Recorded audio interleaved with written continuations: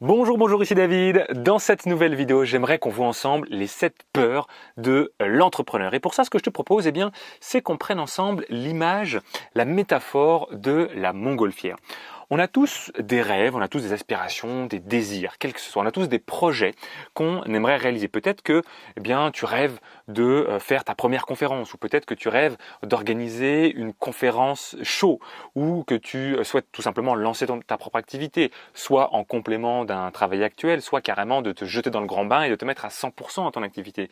Peut-être que tu souhaites voyager plus, ou que tu as envie de passer plus de temps avec tes proches, quels que soient finalement les rêves, les aspirations, les désirs que l'on a, toucher une nouvelle clientèle, enfin bref, je pourrais y passer des heures à lister tous les désirs potentiels qu'on pourrait avoir, je pense que tu vois l'idée.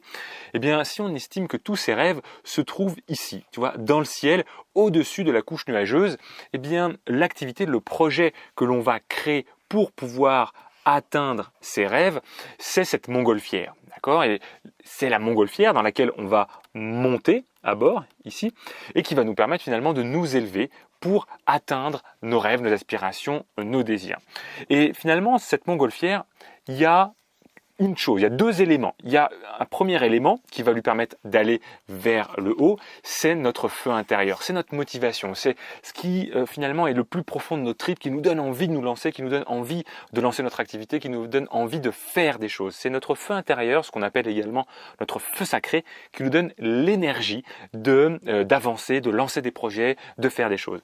Mais il y a une deuxième force qui, elle, au contraire, nous retient vers le bas. Cette deuxième force, elle nous retient bien ancré sur le sol, et même si parfois on a un feu intérieur en nous, parfois on a également des peurs qui sont tous ces sacs de sable qui finalement sont sur la nacelle et nous empêchent de monter. Et finalement le truc, c'est que si nos peurs sont plus lourdes que la force de notre feu intérieur, à ce moment-là notre nacelle ne décolle pas. Alors avant qu'on voit ensemble quelles sont les 7 peurs spécifiques à l'entrepreneur et à l'entrepreneuriat de manière générale, il y a 6 peurs qui sont partagées par quasiment, on va dire, tous les êtres humains.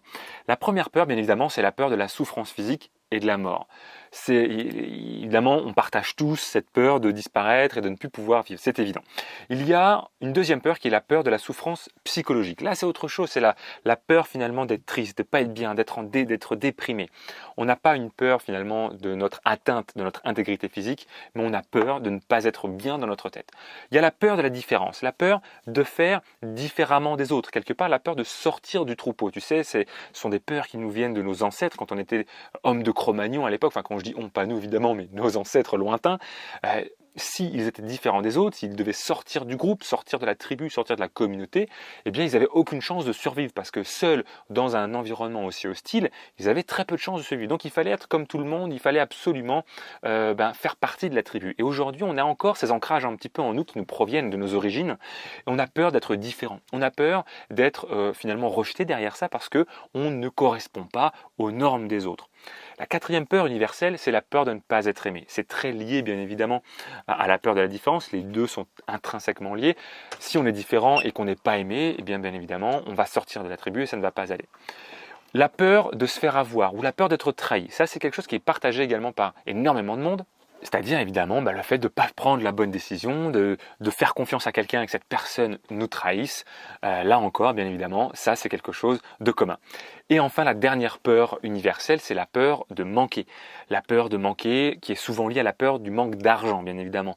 La peur de manquer de moyens, de ne plus avoir d'argent, de devoir se retrouver à la rue, la peur de manquer de temps, la peur de manquer... Voilà, tout ça finalement, ce sont 6 peurs universelles. Alors bien évidemment, quand on est entrepreneur, la plupart du temps en tout cas, la peur de la souffrance physique et de la mort, la peur de la peur psychologique, tout ça, ça ne rentre pas en ligne de compte. Nous, évidemment, les 3 peurs principales qui découlent finalement sur les peurs spécifiques de l'entrepreneur sont la peur de la différence, la peur de ne pas être aimé et la peur de manquer. Moi, tu sais, j'accompagne depuis maintenant quelques années à la fois des clients en consulting privé, en consulting individuel, et des clients en consulting de groupe. Je me suis rendu compte qu'en fait, il y a 7 peurs de l'entrepreneur de manière générale qui sont partagées. Alors on n'a pas tous les 7 en même temps, mais il y a de fortes chances que au fur et à mesure de notre développement et quels que soient les challenges que l'on va rencontrer, il va y avoir une ou plusieurs de ces peurs qui peuvent rentrer en ligne de compte et donc qui peuvent freiner notre ascension, qui peuvent venir alourdir notre nacelle. Et même si on a un feu intérieur fort, si encore une fois nos peurs sont plus lourdes que ce feu intérieur, eh bien on ne décolle pas, on reste ancré au sol. La première peur que l'on peut avoir, c'est la peur du jugement. La peur du jugement, c'est la peur du regard des autres quelque part. C'est qu'est-ce que vont dire les autres. C'est la peur de la critique, la peur d'être peut-être tourné au ridicule, que ce soit sur une vidéo sur YouTube, que ce soit lors d'un webinaire, que ce soit lorsqu'on fait une présentation face à une salle. La peur de parler en public, elle est directement liée là. La peur du public, elle rentre dans la peur du jugement. C'est qu'est-ce que vont dire les autres de moi. Dans la peur du jugement, il y a également la peur de ce que vont penser les proches. D'accord ? Là, c'est un autre type de peur, mais ça rentre dans ce cadre-là. C'est qu'est-ce que vont dire les proches de mon idée ? Qu'est-ce que vont penser les proches de mon projet ? Est-ce qu'ils vont me prendre pour un fou ? Est-ce qu'ils, tu vois, et si je me trompe, ils vont me dire ah bah ouais, tu vois, je te l'avais dit, etc. C'est la peur d'être jugé. La deuxième peur qui revient régulièrement également, c'est la peur du manque d'originalité. Alors ça, c'est souvent une peur qui arrive au démarrage d'une activité, lorsqu'on n'est pas forcément encore lancé. Quoique, ça peut arriver plus tard. La peur du manque d'originalité, c'est de se dire « oui, mais ça existe déjà en fait. Moi, je ne vais rien inventer de nouveau, je ne suis pas Mark Zuckerberg, je n'ai pas inventé un truc révolutionnaire. » Et finalement, on est bloqué, on procrastine, ou on n'agit pas, on est dans l'inaction parce qu'on se dit que ça existe déjà et qu'on n'apporte pas forcément quelque chose de novateur ou de nouveau et qu'on n'est jamais suffisamment bon, jamais suffisamment parfait, jamais suffisamment original pour développer de nouvelles offres ou tout simplement se lancer. Troisième peur qui arrive également régulièrement, c'est la peur du manque d'expérience. Ça, c'est très lié à ce qu'on appelle le syndrome de l'imposteur, de se dire que on n'a pas suffisamment d'expérience pour pouvoir se positionner, pour proposer des prix plus élevés, qu'il y a d'autres gens peut-être qui savent mieux que nous, qui sont plus médiatisés, qui font des conférences, qui ont publié des livres, qui passent à la télé. Bref, on a ce sentiment un petit peu d'infériorité qui est très souvent lié à la fois à la peur du manque d'expérience et à la peur du jugement, bien évidemment. Quatrième peur, c'est la peur du refus.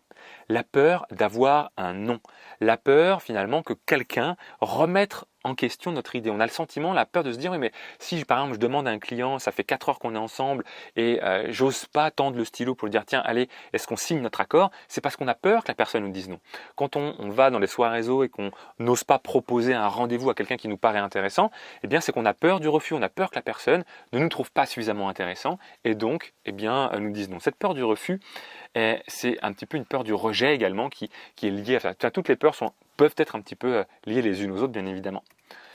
La cinquième peur, c'est bien évidemment la peur de l'échec. La peur de l'échec, ça se retrouve un petit peu partout, parce que ce soit lors de la création de l'entreprise, lorsqu'on se dit ouais mais si je lance mon activité mais que ça ne fonctionne pas, si mon idée n'est pas bonne, si les clients ne viennent pas, et ça se retrouve également dans tout un tas de domaines de l'entrepreneuriat. Si on doit faire par exemple un webinaire et qu'on se dit ouais mais si dans mon webinaire j'oublie mon texte et j'arrive pas, ou alors la technique me dépasse, ou alors si on fait une conférence et que là encore on se dit ouais mais si je monte sur scène et que je trébuche, ou alors si je suis devant 200, 300 personnes et que j'oublie mon texte et je vais avoir l'air d'un idiot.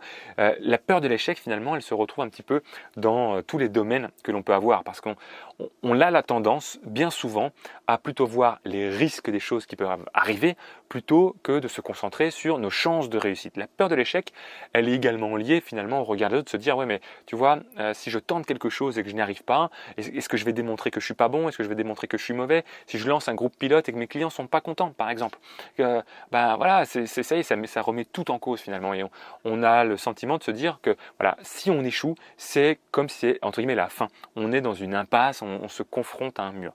La peur de l'échec, notamment dans le domaine de l'entrepreneuriat, bien évidemment, elle est extrêmement présente et elle fait appel à les différentes autres peurs, bien évidemment, la peur du jugement et la peur du manque, la peur de tout ça. La sixième peur, c'est la peur de la faillite, la peur de la pauvreté. Quand on est entrepreneur, il n'y a personne qui va nous payer, il y a personne qui va venir avec tous les mois nous donner notre salaire. Bien évidemment, c'est le résultat de notre activité commerciale qui va faire qu'on va pouvoir développer des revenus, se rémunérer, peut-être même rémunérer d'autres personnes. Et donc du coup, ça met une pression énorme sur les épaules de l'entrepreneur, parce que s'il n'y a pas d'argent qui rentre, l'entrepreneur ne peut pas subvenir à ses besoins et ne peut pas subvenir aux besoins de sa famille. Et donc la peur finalement du manque, elle se situe énormément là dans le domaine de la création d'entreprise, parce que sans argent, on peut rien faire. Et ça, c'est la peur numéro 1 quelque part. On a peut-être déjà entendu parler de la triptyque des 3D, c'est dépôt de bilan, divorce, dépression. Voilà, ça c'est effectivement un petit peu la peur ultime de l'entrepreneur. Mais il y a une autre peur qui est parfois pas forcément perceptible ou visible au départ, c'est la peur de la réussite. On a aussi peur de la réussite. On peut avoir peur de réussir, peur de gagner de l'argent, peur de finalement obtenir ce que l'on désire. Pourquoi on peut avoir peur de ça? Tout simplement parce que si on réussit, eh bien on va changer de statut, on va changer d'environnement. Peut-être qu'on va effectivement avoir plus d'argent qu'avant, on va pouvoir se permettre des choses et là on se dit « Oh, peur du jugement. Qu'est-ce qu'ils vont penser mes proches? Qu'est-ce que mes amis vont dire s'ils me voient rouler dans une belle voiture? Parce que voilà, je rêve depuis longtemps de m'acheter une belle voiture. Aujourd'hui, je peux le faire parce que j'ai réussi, c'est génial. Mais que vont penser mes amis? Est-ce qu'ils vont me tourner le dos parce qu'ils vont me dire ouais, voilà, ça y est, maintenant il a changé, c'est plus le même qu'avant. Bref, la réussite fait peur. Et la réussite fait peur effectivement parce qu'on se dit, moi je suis dans un certain confort, je maîtrise, je suis dans ma zone d'habitude à l'instant T, si je réussis, je vais changer d'habitude, je vais devoir apprendre de nouvelles choses, je vais devoir être challengé à d'autres niveaux, et même si on ne se le dit pas. C'est pour ça que cette peur-là, quelque part, elle est un petit peu insidieuse, parce qu'elle n'est pas flagrante, cette peur, et c'est notre inconscient qui nous sabote. On a tendance à s'auto-saboter lorsque l'on est touché un petit peu par la peur de la réussite. Parce que finalement, eh bien, on va préférer, au contraire, ne pas réussir et venir nourrir et venir justifier notre peur de l'échec. Bah, tu vois, j'avais raison d'avoir un peu peur de l'échec, parce que bah, voilà, ça, je me suis prouvé à moi-même que j'ai pas réussi et donc du coup c'est normal parce que j'avais peur et que mes peurs sont justifiées. D'accord? Ça peut avoir ce cercle vicieux finalement. Et le truc c'est que lorsque l'on est touché par une ou plusieurs de cette peur, et encore une fois, c'est pas propre à un type de personne. On est tous touchés par là. Tous les entrepreneurs sont touchés par ça. Et encore une fois, quel que soit le stade de développement, qu'on soit au stade du lancement de notre activité ou qu'on n'ait pas encore lancé une activité, c'est au stade de projet, ou alors qu'on ait déjà une activité à 6 chiffres et qu'on veut la développer encore plus, qu'on veut passer à 7 puis à 8, etc., eh bien, on aura toujours des peurs. Imaginons qu'on a une activité qui fait 500 000 € de chiffre d'affaires par an, on veut lancer une toute nouvelle offre haut de gamme à 50 000 €, eh bien, on va avoir peut-être la peur du jugement, la peur du fait que les gens vont dire mais attends, il se prend pour qui, c'est fou, et on va avoir la peur du refus, la peur de oui mais attends, si je propose ça, mes clients, ça, ils vont me dire non, ça va pas marcher, donc ça sera un échec pour nous. Bref, tu vois l'idée, on est quel que soit notre stade de développement, potentiellement la cible de peurs qui viennent freiner notre ascension. Et le truc c'est que c'est quoi les conséquences de ça? Quelles sont les conséquences de se laisser figer par la peur? De ne pas déjà prendre conscience que les peurs sont là et qu'on en a tous et que notre job finalement d'entrepreneur de haut niveau, c'est de pouvoir les identifier et les dépasser. C'est que si on a ces peurs qui viennent alourdir notre nacelle, jamais on ne pourra décoller. On ne pourra pas aller vers nos rêves, on ne pourra pas obtenir les désirs, les choses que l'on a, parce que malgré le feu intérieur que l'on aura, aussi fort soit-il, si nos peurs sont plus forts que le feu intérieur, notre nacelle va rester là et on ne pourra pas élever notre situation et atteindre ce que l'on veut, ce que l'on désire. Le seul moyen finalement pour nous de commencer à nous envoler, c'est bien évidemment d'alimenter notre feu intérieur, mais c'est aussi de lâcher nos peurs, de les laisser sur le sol pour alléger notre nacelle et commencer à gravir et à prendre finalement l'ascension. Voilà, ça c'est la clé. Et il y a 2 jours, tu sais, je t'ai parlé de ce sujet-là, on avait commencé à parler de cet état d'esprit, de comment est-ce qu'on fait pour développer la bonne attitude, tu sais. Pour moi, il y a 2 éléments clés dans la réussite. Il y a la méthodologie, c'est ce qu'on appelle, ce que moi je symbolise par le Kaizen, c'est-à-dire d'avoir la méthode pour réussir, la méthode de vente, méthode de développement d'entreprise, et autour notamment pour moi de l'amélioration continue, parce que le Kaizen c'est la traduction occidentale de l'amélioration continue, ça c'est le premier élément, mais à ça il faut allier l'attitude. C'est pour ça que mon entreprise s'appelle Kaizen Attitude, parce que pour réussir, c'est un alliage de la méthode et de l'état d'esprit, de l'attitude, de comment est-ce qu'on fait pour dépasser nos peurs. Parce que le problème, c'est pas d'avoir peur. On a tous peur. Le problème, c'est de se laisser figer par la peur.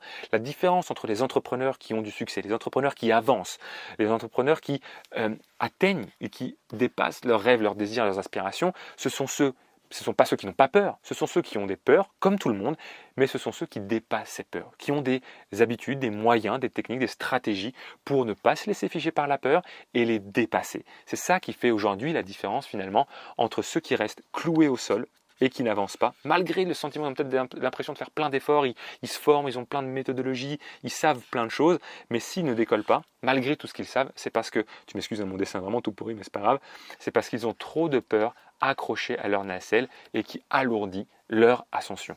Le seul moyen de pouvoir commencer notre ascension, eh bien, c'est de se débarrasser de nos peurs. Ou en tout cas, c'est lorsqu'une peur arrive, c'est d'être capable de couper le cordon pour la faire tomber et pouvoir continuer finalement notre ascension vers ce qui est vraiment important pour nous.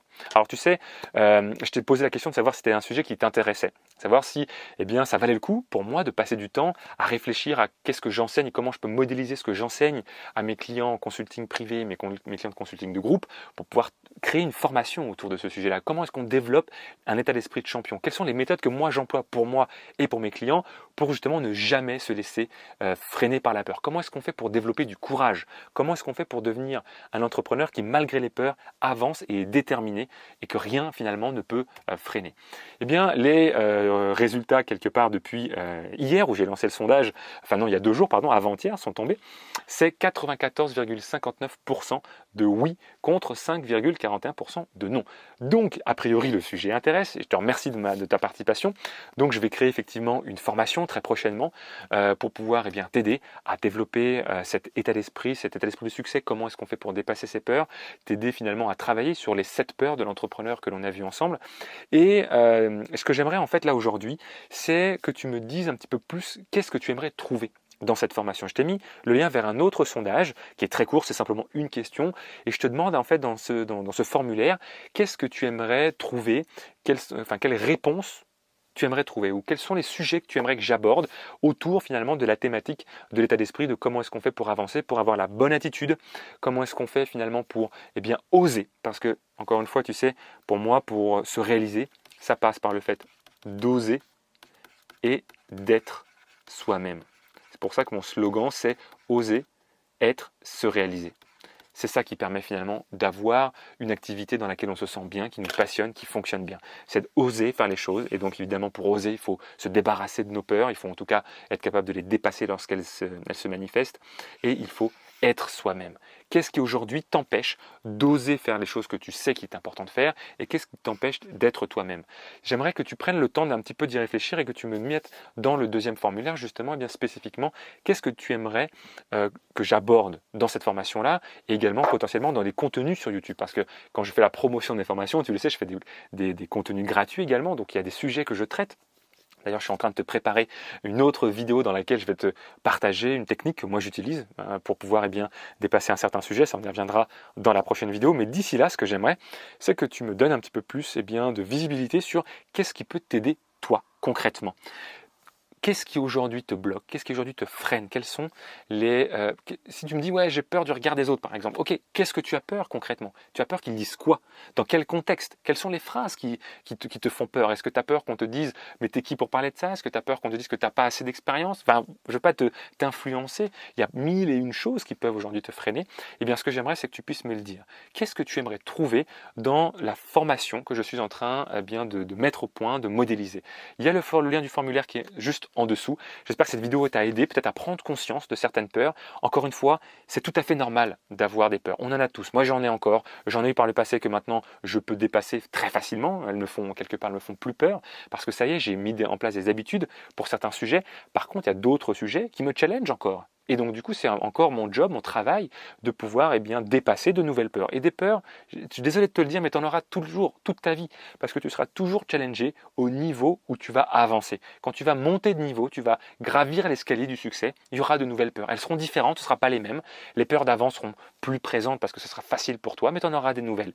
C'est pour ça que ça me paraît tellement important de savoir comment est-ce qu'on dépasse ces peurs. Comment est-ce qu'on fait finalement pour ne pas se laisser figer, pour ne pas avoir finalement une chape de béton sur nos épaules ou qui englue nos pieds, qui nous empêche d'avancer. Ça, c'est l'objectif pour moi de la formation que je suis en train de te créer. Et donc du coup, je suis parti dans mes idées. Enfin, c'est un sujet qui me passionne. Je pense que tu le sens et j'ai vraiment envie, vraiment envie de partager avec toi tout ce que moi j'ai découvert à la fois dans ma vie personnelle, parce que j'ai fait un gros travail de développement personnel depuis que j'ai 18 ans, sur d'autres sujets qui ne sont pas du tout liés au business, mais finalement c'est lié, on aura l'occasion d'en reparler plus tard. J'en ai déjà parlé dans la vidéo précédente, si tu ne l'as pas vue, tu peux aller voir la vidéo que j'ai publiée il y a 2 jours. Et voilà, enfin, c'est un sujet qui pour moi est fondamental, c'est crucial. Encore une fois, la réussite, elle tient sur 2 choses, la méthode, les stratégies et les techniques, oui, mais pas que. Ça tient également sur l'attitude. Et je dois dire que c'est au minimum minimum 50% sur l'attitude qui fait que ça va fonctionner. Parce que je connais trop d'entrepreneurs qui connaissent les méthodes, qui connaissent les stratégies, qui savent ce qu'ils doivent faire, mais qui ne le font pas. Parce qu'ils sont bloqués, ils sont figés par la peur ou par des freins, des choses qu'ils ont dans la tête. Bref, je te laisse me dire, grâce au lien que tu trouveras sous la vidéo, comment je peux t'aider encore plus. Et puis je te dis à très vite pour continuer sur ce sujet dans la prochaine vidéo. Et d'ici à ce qu'on se reparle, comme d'habitude, tu le sais, ose, sois toi-même et réalise-toi pleinement chaque jour. À très bientôt.